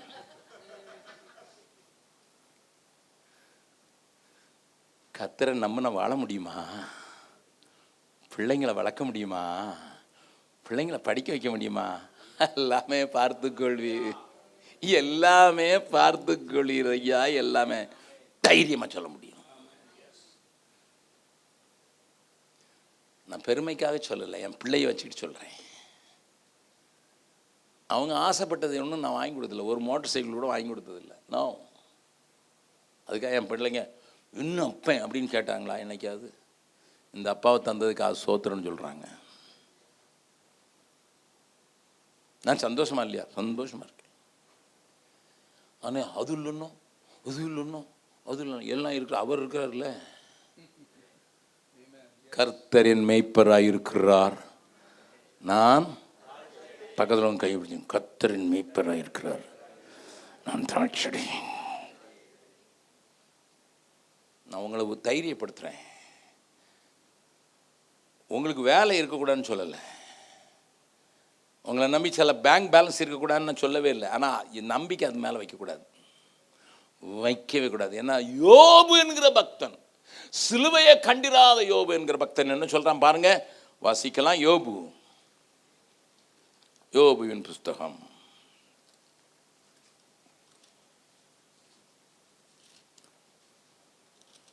31வது அதிகாரம் 24வது வசனத்திலிருந்து வாசிங்க பார்க்கலாம். நான் பொன்னின் மேல் என் நம்பிக்கை வைத்து, நான் பொன்னின் மேல் என் நம்பிக்கையை வைத்து தங்கத்தை பார்த்து நீ என் ஆதரவு என்று நான் சொன்னதும், ஆதரவு என்று சொன்னதும், என் ஆஸ்தி பெரியதென்றும் என் கைக்கு மிகுதியும் என் கைக்கு கிடைத்ததென்றும் மிகுதியும் கிடைத்ததென்றும் நான் நான் மகிழ்ந்ததும் மகிழ்ந்ததும் சூரியன் பிரகாசிக்கும் போதும் சூரியன் பிரகாசிக்கும் போது அல்லது சந்திரன் மகிமையாய் செல்லும் போதும் மகிமையாய் செல்லும் போது நான் அதை நோக்கி நான் அதை நோக்கி என் மனம் ரகசியமாய் என் மயக்கப்பட்டு மனம் ரகசியமாய் மயக்கப்பட்டு என் வாய் என் கையை முத்தி என் செய்து வாய் என் கையை முத்தி செய்துண்டானால் இதுவும் நியாயாதிபதிகளால் விசாரிக்கப்படத்தக்க அக்கிரமமாய் இருக்கும். இருக்கும். அதனால் உன்னதத்தில் இருக்கிற தேவனை மறுதலிப்பேனே. What a powerful word it is. எவ்வளவு தைரியமா பேசுறான் பாருங்க. பெரிய பணக்காரன், but my eyes are not there. ஏராளமான சொத்து இருக்குது, ஆனா என்னுடைய கண்கள் அது மேல இல்ல. வேலைக்காரர் இருக்காங்க, ஆனா அவங்கள வச்சு நான் சபாஸ் you earned that much. No, அப்படி நான் செஞ்சிருந்தா அது நியாயம் விசாரிக்கப்படுமா? அப்படி செஞ்சிருந்தேன்னா தேவனை மறுதலிப்பேனாம். என் அருமையானவர்களே, நல்ல வீடுகளில் வாழுங்கள், நல்ல வாகனங்களை ஓட்டுங்கள், நல்ல வேலைக்காக உங்கள் பிள்ளைகளை படிக்க வையுங்கள், சோத்திரம். ஆனால் அது மேலே நம்பிக்கை வச்சிட வேண்டாம். அதுதான் முக்கியம். அது இருக்கிறது தப்பு கிடையாது, இருக்கிறது தப்பியா? நான் எல்லாம் ஒரு பிரசங்கம் பண்ணியிருக்கேன், பரதேசி என்று பெங்களூரில். இந்த வருஷத்தில் அதை கேட்டு பாருங்கள். பரதேசினா யார், பரதேசினா என்ன, 3 நாள் பேசியிருக்கேன் பரதேசிங்கிற தலைப்பில். நல்லா கவனிங்க. நீங்களும் நானும் இந்த பூமியில் அப்படி வாழ கற்றுக்கொள்ள வேண்டும் என்பதை நமக்கு காண்பித்து கொடுப்பதற்காக இஸ்ரவேல் ஜனங்கள் என்கிற அந்த 30 லட்சம் பேரை ஆண்டவர் குறுக்கு வழியான அல்லது சமீபமான வழியாம சுற்றி நடக்க பண்ணினார். அதனால தான் இன்னைக்கும் பாடுறோம், செங்கடல் தனை தினையும் பிரித்த தேவனின் சரணு. இன்னைக்கு பாடுறோம். அன்னைக்கு அந்த வழியா போக மாட்டேங்க, நான் நேர ஷார்ட்கட்டில் போயிருந்தேன்னா செங்கடலும் வந்திருக்காது, நம்மளும் இன்னைக்கு பாடிக்கிட்டு இருக்க மாட்டோம். கர்த்தர் ஒன்றை குறித்தும் என்ன குறித்தும் இந்த தீர்மானம், அவரை நம்பி வாழ வேண்டும். சபையானது அவரை சார்ந்து வாழ வேண்டும். அவரே ஆலோசனை கர்த்தர், அவரே நடத்துகிறவர், அவரையே சார்ந்த கிறிஸ்தவ வாழ்க்கைக்கு நீ முழுப்பட வேண்டும். அப்பொழுதுதான் சபையில் இருக்கிற ஒவ்வொரு அங்கத்தினரும் கர்த்தரையே நம்பி இருக்கிறேன். அந்த அந்த அந்த நாளை தான் யோபு சொன்னா, அவர் என்னை கொன்று போட்டாலும். பக்கத்தில் கைப்பிடி சொல்லுங்க, இது உங்களால் சொல்ல முடியுமா? அவர் என்னை கொன்று போட்டாலும் அவர் மேல் நம்பிக்கையாக இருப்பேன். அப்போ விசுவாசத்தில் உள்ள உறுதிப்பட்டுச்சுன்னா, எனக்கு லெட்ரு வந்துச்சு, உன்னை பிடிச்சிட்டு போகிறோம். என் மனைவி சொன்னா, கூட்டு போ, ஏதாவது இருந்தால் அதை நான் பறிச்சுக்கிட்டு. இவரை கொண்டு போனீங்கன்னா உனக்கு ஆபத்து தான். எஸ், என் மனைவிக்கு தான் ஃபோன் பண்ணி சொல்கிறான், உங்கள் வீட்டுக்காரை கடத்த போகிறோம். என்னத்தை கடத்த போகிறேன்? நான் தனியாக தான் போவேன், என்னையா அப்படி பிடிச்சிட்டு போயிடுவான், இப்படி பிடிச்சோன்னு எல்லாம் மட்டும். ஆனால் தனியாக போகாதீங்க, என்ன தனியாக போகாது, கூட தான் இருக்கிறேன்னார்ல. எப்போ தனியாக இருப்பேன்? நான் அவருக்கு பிரியமானதை செய்கிறபடியினால் அவர் என்னை தனியே இருக்க விடவில்லை. அது இயேசு.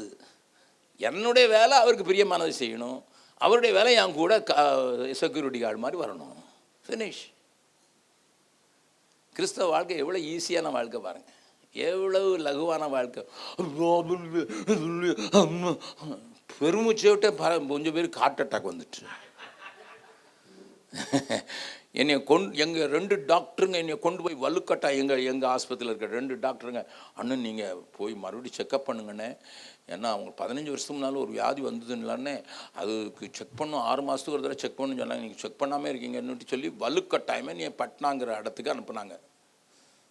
அங்கே இசிஜி, எக்கோ அதெல்லாம் பார்த்தாங்க, எல்லாம் நான் அந்த டெக்னீஷியன் எக்கோ பார்க்குற டெக்னீஷியன் அவன் பார்த்துக்கிட்டு இருக்கும்போது கேட்டேன், என் ஹார்ட் எப்படி இருக்குன்னு. அவர் சொன்ன 16 வயசு மாதிரி இருக்குது. எல்லாம் சந்தோஷமாக இருந்தது. பாரம் இல்லாத ஹார்ட் ஐயா. நான் சொன்னேன், பாரமே இல்லாத ஹார்ட். நான் அதனால அந்த பாட்டில் எழுதும் பொழுதுனேன், பாரம் என்னை தொடர்ந்திடாமல். பாரம் என்னத்தை பாரம் இருக்குது தெரியுமா? ஆண்டவருடைய ராஜ்யத்தை ஸ்தாபிக்கிறதுக்கு அந்த பாரம் இருக்குது. எனக்காக, என் பிள்ளைங்களுக்காக, என் குடும்பத்துக்காக, என் தேவைகளுக்கான பாரம் இல்லை. இந்த தேசங்கள்லாம் கர்த்தருடைய நாமம் உயர்த்தப்படாதா? இந்த சபைகளெல்லாம் ஒன்றாக இணைந்து செயல்படாதா? சபைகளுக்குள்ள ஒரு பரிசுத்த உணர்வு வராதா? ஆண்டவருக்கு ஏற்றவங்களாம் நடக்க மாட்டேன், இந்த பாரம் இருக்குது. நான் உங்களை மாற்றி சொல்கிற காரியம், the Christian life is a very very good and easy life. என் ஆண்டவர் சொன்னார், என் நுகம் லகுவானது. இதை நமக்கு காட்டி கொடுக்கறது தான் அவங்கள சுத்தி போக பண்ணாராம். அப்ப அவங்க சுத்தி வந்து 40 நாளை 40 வருஷமா யார் ஆக்கினாது? இவனுங்க தான். பக்கத்தில் கை பிடிச்சிக்கோ, ஓன் கலாட்டாவால தான் நீ தலையில் மண்ணள்ளி போட்டுக்கிட்ட. அவர் 40 நாள் தான் வச்சுருந்தார். நீ கலாட்டா பண்ணி 40 வருஷமாகிட்ட. இன்னொன்று ஒரு வாக்கு தத்தம் கொடுத்தீர, 2003 கொடுத்தீர, இன்னும் 2013 வந்துட்டேன். 2013 போய் 2023 வந்துட்டேன். ஒன்றும் நடக்க மாட்டேங்குது. நடக்க எப்படி நடக்கும்? நீ பண்ணுற கலாட்டா,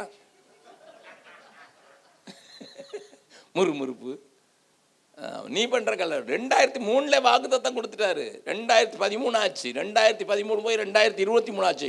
இன்னும் சரி வரலன்னா 2033 இப்படிதான் இருப்பேன்.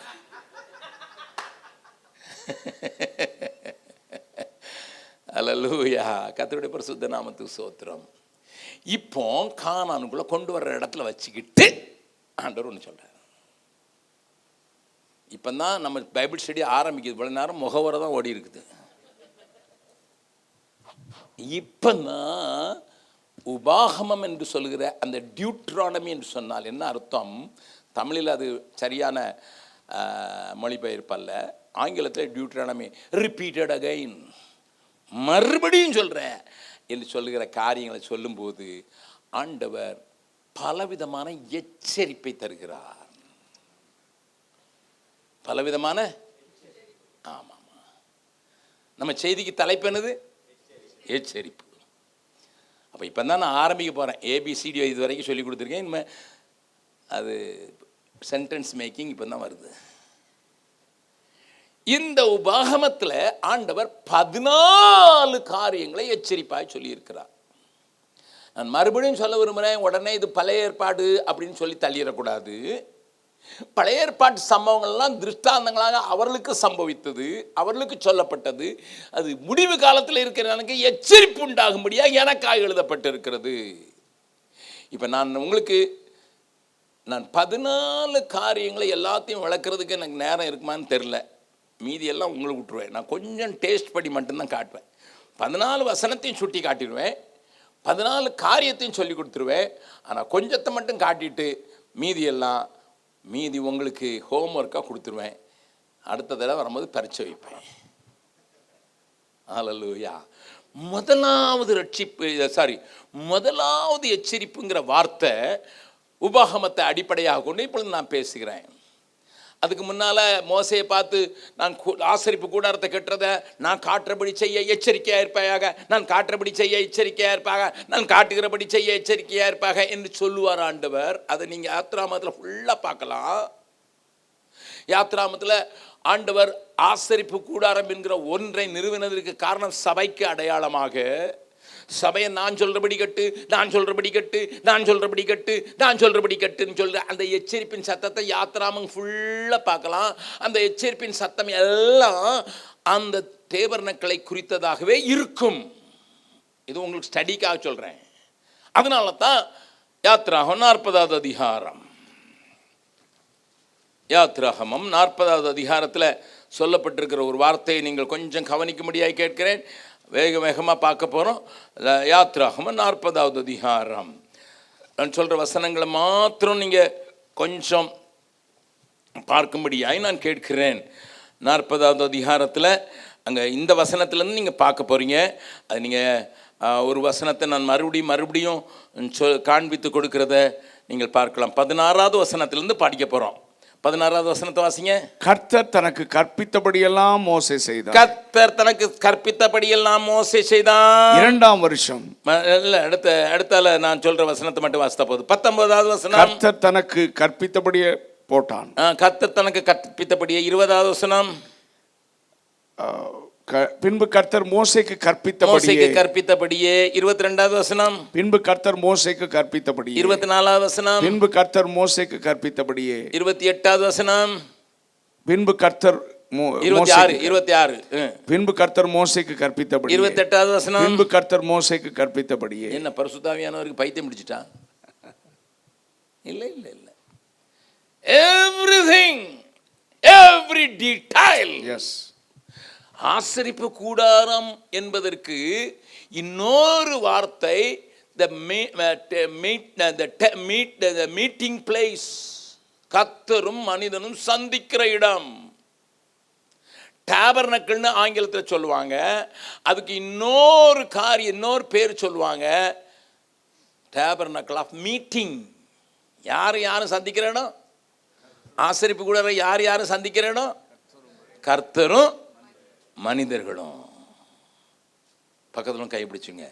சபைக்கு வரும்போது நான் தேவனை சந்திக்க, தேவ சத்தம் கேட்க நான் வருகிறேன் என்பது மாத்திரமல்ல, ஒவ்வொரு நாளும் நான் கர்த்தருடைய சன்னிதானத்தில் போய் எனக்குன்னு வீட்டில் ஒரு பலிபீடத்தை வச்சிருக்கணும். எபிரேயர் 13வது அதிகாரத்தில் நமக்கு ஒரு பலிபீடம் உண்டு. பக்கத்தில் கையை பிடிச்சிக்கலுங்க. உங்களுக்கு வீட்டில் பலிபீடம் இருக்கா? இருக்குது. சில நேரம் கணவனை பலி கொடுப்போம், சில நேரம் பிள்ளைகளை பலி கொடுப்போம். கணவனை அடிக்க முடியாது என்றால் பிள்ளைகளை அடிப்போம், மனைவியை அடிக்க முடியாது, மனைவிட்டு அடி வாங்கினால் பிள்ளை அடிப்போம். பலி அவர்கள் தான் பலி. There are so many families. நிறைய குடும்பம் உண்டு, வீட்டில் பலிபீடம் இல்லை. ஏன்னா கோயிலுக்கு போனால் கர்த்தரை சந்திப்பேன், வீட்டில் யாரை சந்திக்க போறீங்க?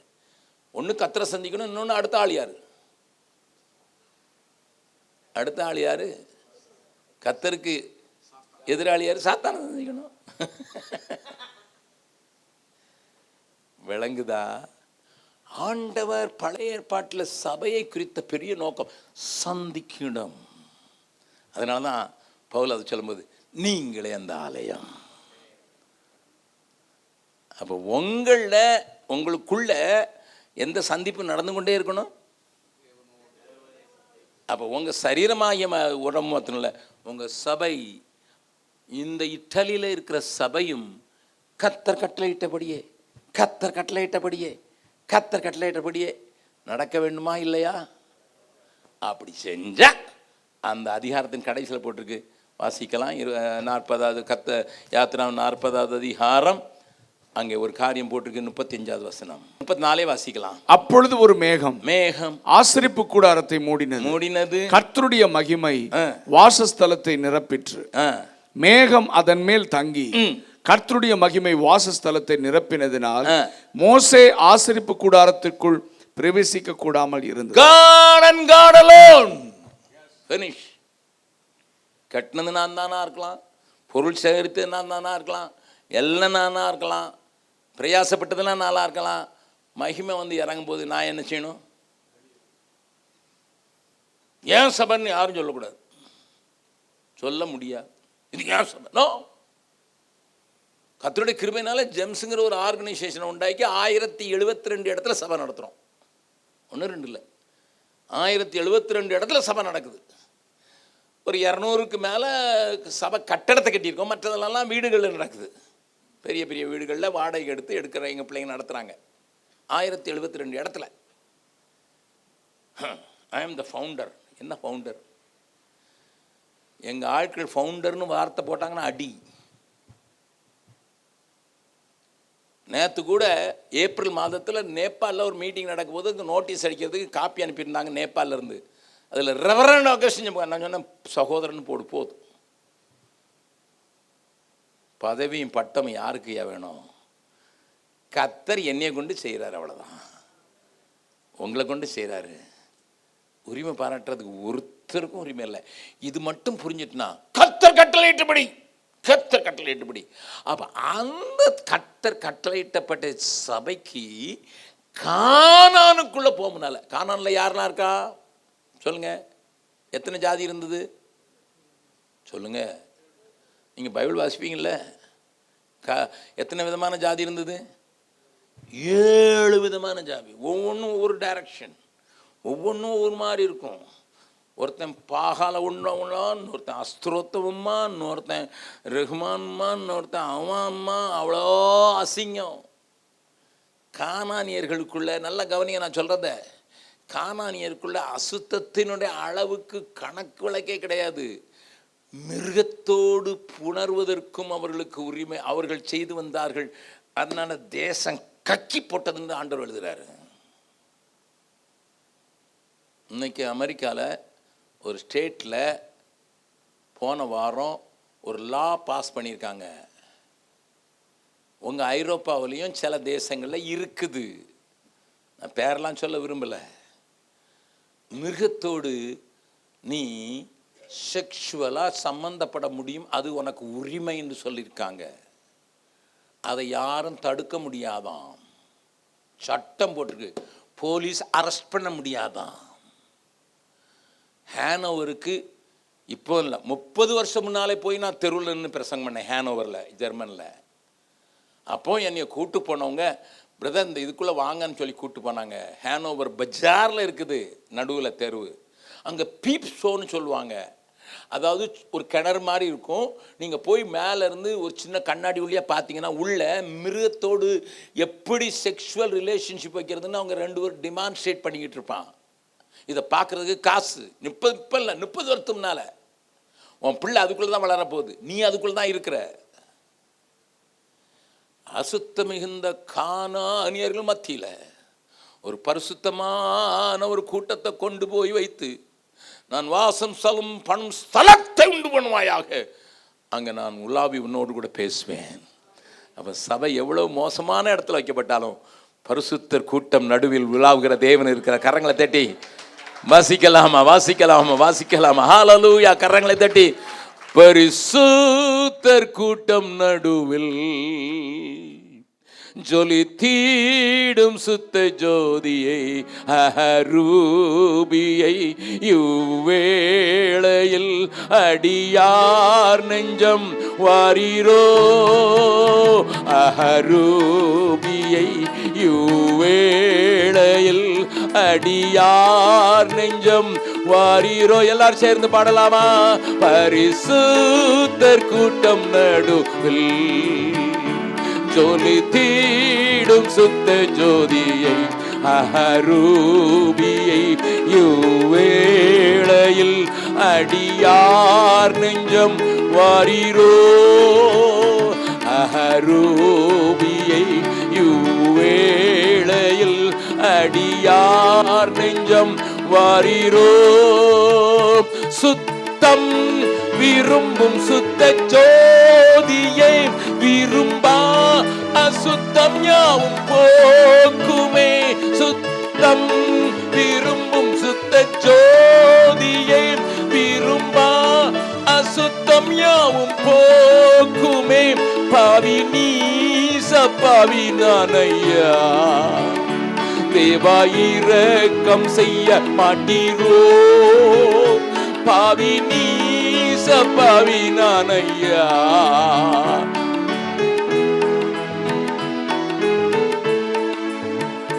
பரிசுத்தர் கூட்டம் நடுவில் ஜொலி தீடும் சுத்த ஜோதியை அரூபியை இவ்வேளையில் அடியார் நெஞ்சம் வாரீரோ. அரூபியை இவ்வேளையில் அடியார் நெஞ்சம் வாரீரோ. பாரும் தந்தையே எந்தன் உள்ளத்தை யாரும் காணா உள் அலங்கோலத்தை. பாரும் தந்தையே எந்தன் யாரும் காணா உள் அலங்கோலத்தை. மனம் நொந்து மருளுகிறேன், பரிசுத்தம் கெஞ்சுகிறேன். மனம் நொந்து மருளுகிறேன், பரிசுத்தம் கெஞ்சுகிறேன்.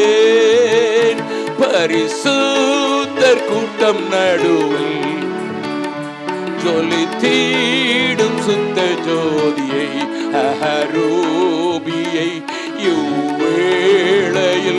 அடியார் நெஞ்சம் வாரிரோ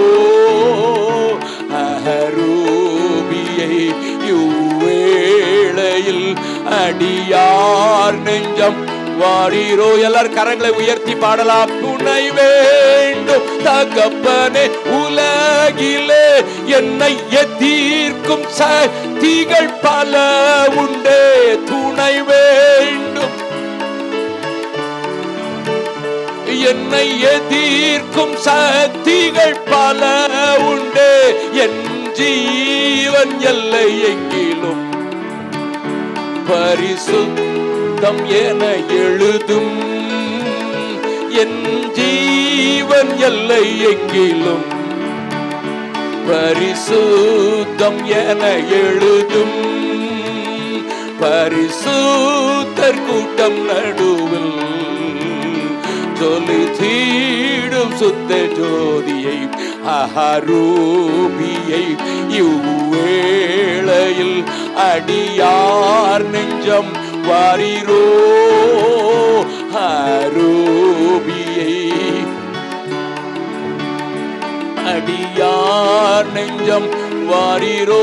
கடைசி கவி எல்லாரும் பாடலாம். துணை வேண்டும் எனக்கு, என் பிள்ளைகளுக்கு, என் சபைகளில்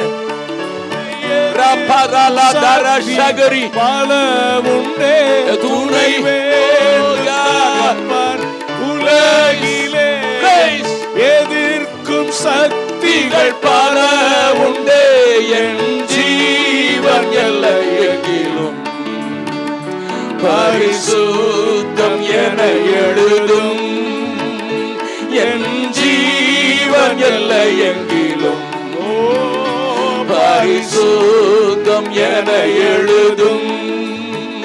பரிசுத்தர் கூட்டம் நடுவில் ஜோதி தீடும் சுத்த ஜோதியை அரூபியை இவ்வேளையில் அடியார் நெஞ்சம் வாரீரோ அரூபியை இவ்வேளையில் அடியார் நெஞ்சம் வாரீரோ.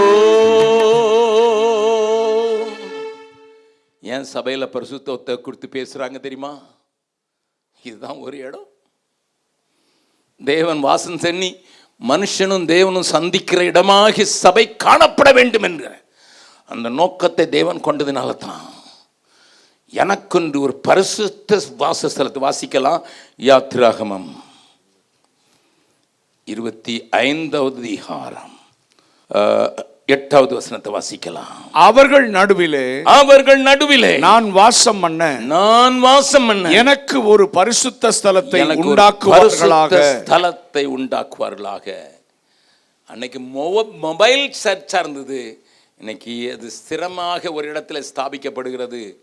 அது இத்தாலிக்கு பொலோனால இருக்கிற இந்த சமாதான துனி சபையில் தேவன் பரிசுத்தத்தை நாடுகிறார். உள்ளே பரிசுத்தராக அவர் உலாவி வர விரும்புகிறார். மனிதர்கள் தேவனை சந்திக்கிற இடமாக மாற்ற விரும்புகிறார். தேவ சத்தம் கேட்கிற இடமாக மாற்ற விரும்புகிறார். தேவ மகிமை வெளிப்படுகிற இடமாக மாற்ற விரும்புகிறார். அதுக்கு ஒன்னத்தான் நம்பி இருக்கிறார்.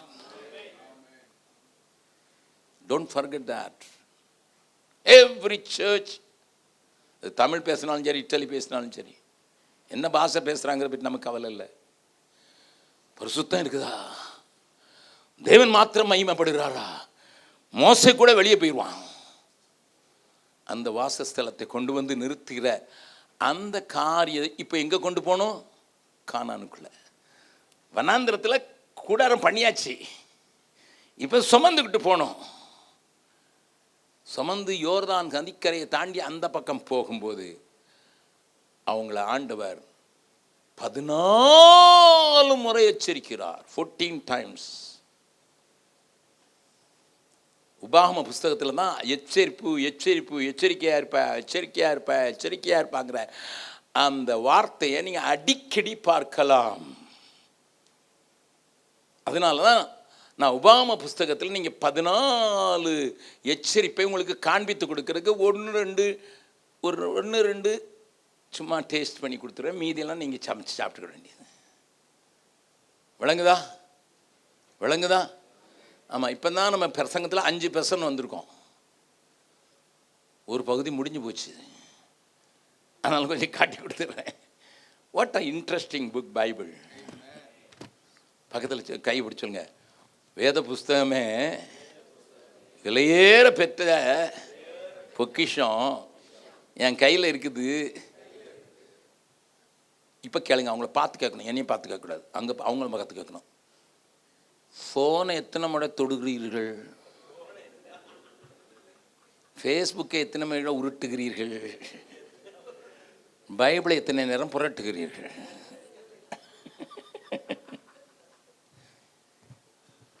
மனைவி இல்லாமல் போயிடுவான், இது இல்லாமல் போக முடியாது. அவளும் கேட்பா, எடுத்துகிட்டு போனீங்களா? ஏன்னா அப்போ தான் செக் பண்ண முடியும், எங்கே இருக்கிற யார் கூட இருக்கிறா, பேசுகிறது யார். அவள் ரொம்ப கேர்ஃபுல்லாக கேட்பா, எடுத்துகிட்டு போனியா? ஆமாம். கார் சாவி கொண்டு போனால் நடந்தால் இதை கொண்டு போயிடுறேன்.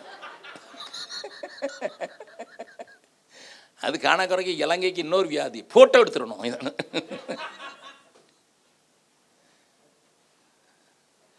We give more importance to this little fellow.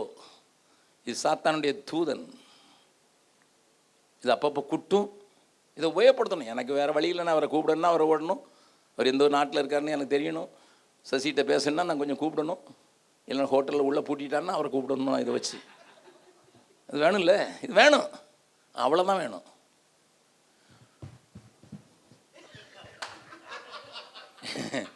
நீங்கள் பார்த்துருப்பீங்க, யூடியூப்பில் வந்திருக்குது, சின்ன பிள்ளைங்க தூங்கும்போது தூங்குது.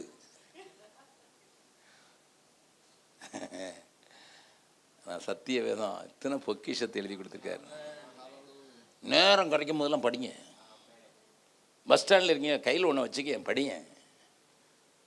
என்ன கெட்டு போயிடுறேன். பஸ் வர்றதுக்கு 15 நிமிஷம்னா 15 நிமிஷத்தில் ஒரு அதிகாரத்தை வாசிக்கிறேன்.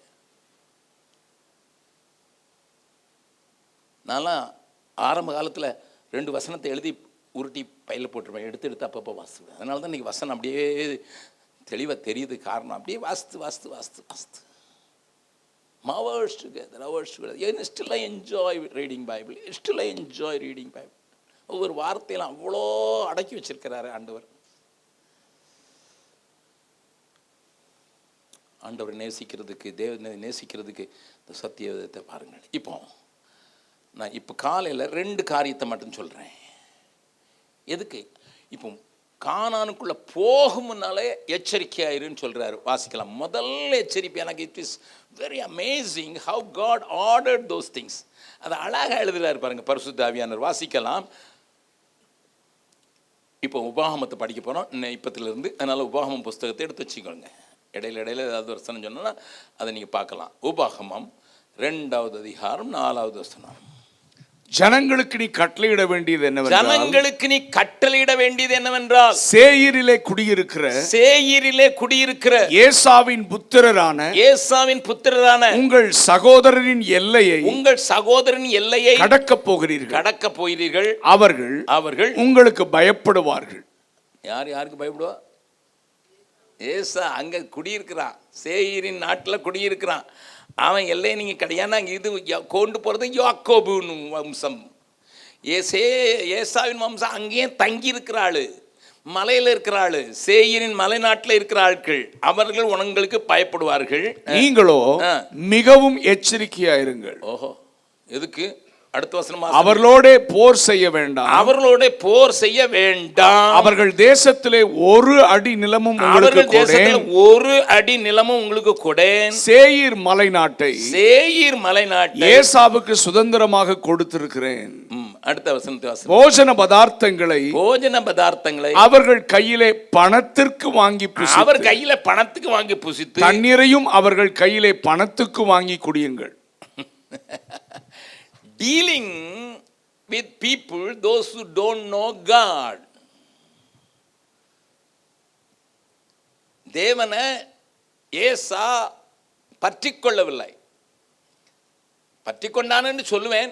என்னன்னா யாக்கோபுக்கு புத்திரன். நல்லா கவனிங்க, நான் சொல்ல போகிற முக்கியமான ஒரு காரியத்தை விடுங்க. ஆண்டவர் பேரை தான் வச்சிருப்பான். ஆமாம், ஆண்டவர் பேர் தான் சொல்லுவான். அவன் கேட்டால் யெகோவா தான் எனக்கு தெய்வம் சொல்லுவான். ஆனால் யெகோவாவின் வழியில் நடக்க மாட்டான். அவனுக்குன்னு அவன் இஷ்டம். இப்போ நீங்கள் இருக்கிற இடத்துல அநேக ரோமன் கத்தோலிக்கர்கள் இருப்பாங்க. யார் பேர் எடுக்கிறாங்க? யார் பேர் எடுக்கிறாங்க? இயேசு பேரை தான் எடுப்பாங்க. ரோமன் கத்தோலிக்கர்கள் அவங்க நாங்கள் நம்மளை காட்டிலும் சிலுவை போட்டிருக்காது. ஏன்? யாரு? அமெரிக்காவில் இருக்கிற அதிபதி பைடன் இந்தியாவுக்கு வந்தார் போன வாரம். அவர் அங்கே வந்து மீட்டிங்கில் G20 மீட்டிங்கில் கலந்து கொள்ள வந்தார். அவர் ஒரு ரோமன் கத்தோலிக். அவங்க அங்கே ஒரு சாமியாரை கூப்பிட்டு அவர்கிட்ட நன்மை வாங்கி பிடிச்சிட்டு தான் மீட்டிங் போகிறாரு. பெரிய பக்தனா? இயேசு அவ்வளோ நேசிக்கிறாரா? ஒரு மண்ணும் கிடையாது. ஆனால் ரிலிஜியஸ் அல்ல. நான் சொல்கிற வார்த்தை நல்லங்க. ரிலிஜியஸ், மார்க்கத்தை மதத்தை பற்றி கொண்டவர்கள், ஆனால் ஆண்டவரை பற்றாதவர்கள்.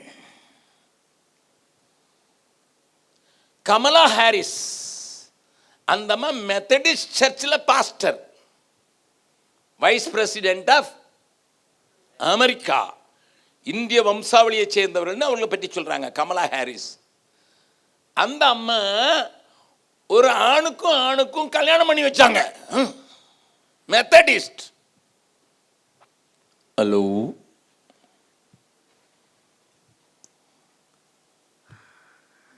அவங்கள கேட்டால் நானும் கிறிஸ்டியன் தான் சொல்லுவாங்க.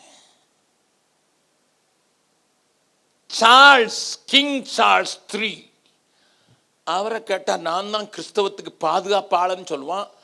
ஆனால் மூத்திரம் குடிக்கிறவனுக்கு தான் அவன் பதவி பிரமாணம் செய்து கொடுப்பான். அது மாட்டு மூத்திரம் வச்சுக்க.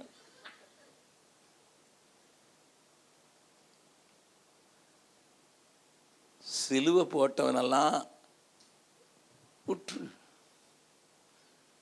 அவங்ககிட்ட இப்படி தான் சம்பந்தம். அவனை தொந்தரவு பண்ணாத. கிறிஸ்துக்குள்ளே கொண்டு வரதுக்கு தொந்தரவு பண்ணணும், அது ரெண்டாவது. ஆனால் போர் செய்யக்கூடாது. என்ன சொல்லியிருக்கு 5வது வசனத்தில்? அவர்களோடு போர் செய்ய வேண்டாம். ஏன்னா நான் இன்னைக்கு என்னை வாட்டிக்கன் கூப்பிட்டு போனார். அங்கே நின்று பார்த்தேன், எல்லா பரிசுத்தவான்களும் சிலையாக நிற்கிறாங்க. நாங்கள் அதில் உட்காந்து யோசித்தேன், நமக்கு ஒரு சிலை வச்சா எங்கே வைப்பாருன்னா, நான் உட்காந்துருந்தது என்ன தெரியுமா?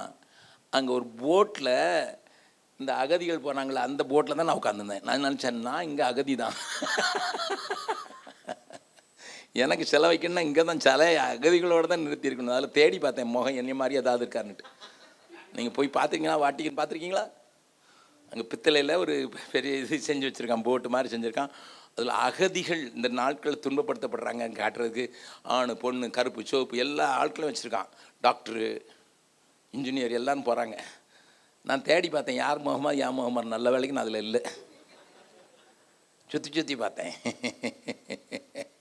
எதுக்கு சொல்கிறேன் தெரியுமா? அது சிலுவை தான் மேலே இருந்தது, உள்ளேயும் சிலுவை இருந்தது. சுற்றியும் போப்பு, பழைய போப்பெல்லாம் நிற்கிறாங்க. முன்னால் 12 அப்போஸ்தலர் நிற்கிறாங்க, பைபிள் வச்சு நிற்கிறாங்க. எல்லாம் பார்க்குறதுக்கெல்லாம் பார்க்குற எல்லாம் கிறிஸ்டியன் என்வாரன்மெண்ட். நான் அங்கே போய் போர் செய்ய போகல. அதனால தான் என்ன இருக்கு, போஜன பதார்த்தங்களை அவர் கையிலே பணத்திற்கு வாங்கி புசித்து, அவர் அங்கே போய் எனக்கு ஒரு ஐஸ்கிரீம், இதில் என்ன வாங்கி கொடுத்தீங்க? மில்க் ஷேக் வாங்கி கொடுத்தாரு. அதையும் காசு கொடுத்தானோ நீங்கள்? பக்கத்தில் வச்சு சொல்லுங்கள். ரோமன் கத்தோலிக் சர்ச்சை அவங்கள சண்டை போடாத, அது உன் வேலை இல்லை. ஆனால் அவங்கள கிறிஸ்துவுக்குள்ளே கொண்டு வர்றதுக்கு உன்னால் முடிஞ்சது செய். ஏன்னா அவன் ஏசாவின் வழியில் இருக்கிறான். ஏசாவுக்கு சோரே தான் கண்ட இடம் சொர்க்கமடா. அது யாக்கோபு பசியாக இருந்தாலும், தேவனே நானும் அதண்டையில் இன்னும் நெருங்கி சேர்வதே என் ஆவல் பூமியில். அப்போ நமக்கு உண்மையான உறவு யாரோட? தேவனோடும் தேவனுடைய பிள்ளைகளோடும். நான் கிறிஸ்தவன் தான் சொல்லி சண்டை போடுறதுக்கு ஆட்கள் நிறைய இருப்பாங்க. உலகத்தில் 200 கோடி மக்கள் ரோமன் கத்தோலிக்கர்கள். உங்களுக்கு தெரியுமோ? 200 800 கோடி மக்கள்ல கால்வாசி 25%. அதுக்காக நம்ம கிறிஸ்தவ தேசம் சொல்ல முடியுதா? இத்தாலிய கிறிஸ்தவங்க தான் மெஜாரிட்டின்னு சொல்ல முடியுதா? இல்லை. ஏன்? கிறிஸ்துவின் பேரை வச்சிருக்கான், ஆனால் கிறிஸ்துவோடு இல்லை. பக்கத்தில் சொல்லுங்க, கிறிஸ்துவின் பேரை வச்சவங்களாம் உன் கூட இருக்கான்னு நினைக்காத. கிறிஸ்து உடையவர்களே உனக்கு சகோதரன்.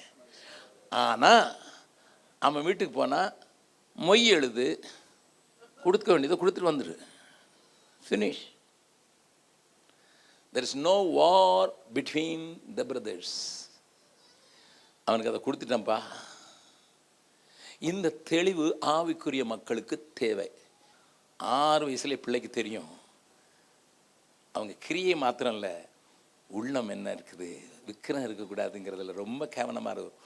உன் பிள்ளைக்கு தெரியுமா? நான் கேட்கட்டுமா? உன் பிள்ளைக்கு தெரியுமா? சொல்லிக் கொடு. ஆண்டவர் சொல்லிக் கொடுக்குறாரு.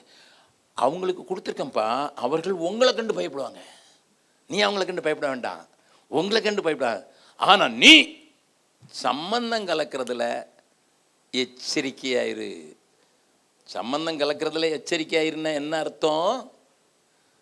பொண்ணு கொடுத்து பொண்ணு வாங்குறது. வேற மாப்பிள்ளையே கிடைக்கல பிரதர், அவர் ரோமன் கத்தோலிக்க தானே, அவரும் கிறிஸ்தவர் தானே, அவரும் தானே. இலங்கை முழுவதும் இந்த வேதனை, இலங்கை முழுவதும் இந்த வேதனையை நான் பார்க்குறேன். கேட்டால் லவ் பண்ணிட்டாங்க பிரதர், என்ன செய்கிறது பிரதர்?